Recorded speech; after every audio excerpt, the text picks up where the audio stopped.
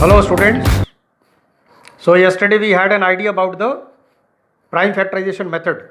How to find the HCF using prime factorization. There is yet another method which we call as the division method. How to find the HCF of two numbers using division method. So today I will give you some examples so that you try to understand and get an idea about this division method, right? So please focus on the board. This is my only request.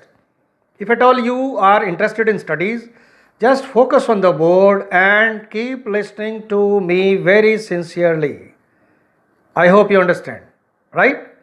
Thank you so much. Let's get on to the board. Thank you. So today we will learn how to find the HCF using the division method. First, listen to me very carefully what I am saying as a rule, what we have to learn. Suppose two numbers are given. So we divide the greater number by the smaller one. In the next step, we divide the divisor by the remainder. And we go on repeating the process of dividing the preceding divisor by the remainder last obtained till the remainder 0 is obtained. Then the last divisor is the required HCF of the given numbers. See the example on the left side of the board. Find the HCF of 513 and 783. By division method, we proceed as follows.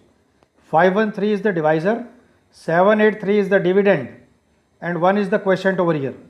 So 513 ones are 513. We do the normal division and then we get 270 as the remainder.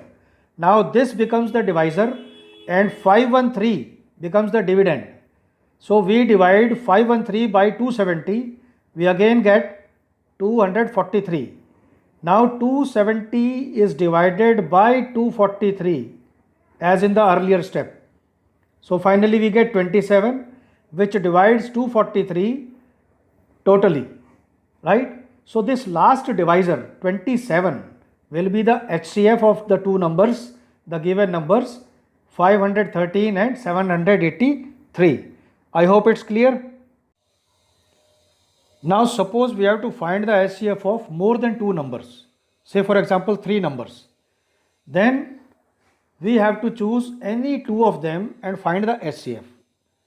Now the HCF of this number and the remaining third number will give the HCF of all these three numbers, right? And so on. Getting my point? Now see very carefully the second example.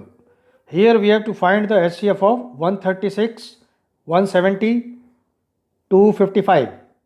So first we will try to find the HCF of 136 and 170 as the method just I taught you, right? So we get 34 as the HCF of 136 and 170. Now this number 34 and 255, we find the HCF in the same way. Now here we observe that 34 and 255, these two numbers, when we take the HCF of these two numbers, the HCF comes out to be 17. So the final HCF of 136, 170 and 255 is 17. The final, the last divisor, right? Now look at this word problem. Find the greatest number which divides 285 and 1249, leaving the remainders 9 and 7 respectively. So we can clearly understand that we have to find the greatest number which divides 285 minus 9 and 1249 minus 7. That is, we have to find the HCF of 276 and 1242. So as the normal procedure we've been doing till now, we will find the HCF of 276 and 1242. So finally we get the last divisor as 138. So 138 is the greatest number which divides 285 and 1249, leaving the remainders 9 and 7 respectively. I hope it's clear.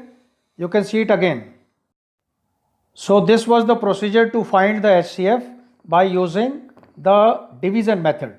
You can find the HCF of two numbers or more than two numbers as shown. So thank you class. Keep enjoying, keep studying. Love you all. Bye bye.